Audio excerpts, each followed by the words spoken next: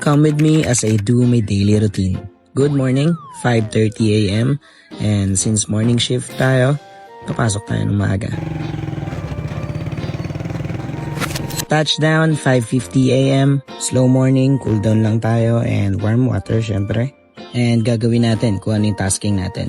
Ayan, almusal muna tayo. 2 p.m, uwi na. Mapoy! Uwi na kami guys. Kakauwi lang natin. Nap time kahit 1 hour. After an hour, nakaras na tayo. Fresh na ulit ang ating utak for video editing. I am a freelance video editor, music editor, and also dance choreographer. And since binubuo ko pa ulit yung PC ko, kaya sa phone muna ako mag-edit.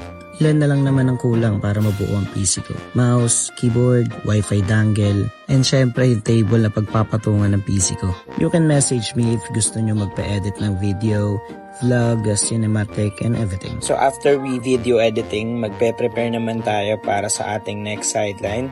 So, let's go! Since we are committed, lagi tayong magsho-show up. Mind your schedules and timeline, and also maximize your skills, talent, learnings, and knowledge to earn money.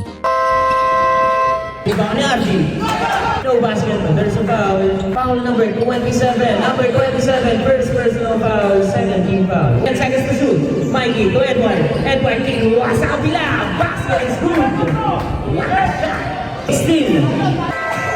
And on the ball game, official score 80-76. Team 2 win. Congratulations po.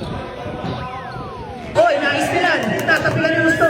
Gusto, 2 points. Lamang ng isa. Ang pula. Entering last 2 minutes. Basket is good.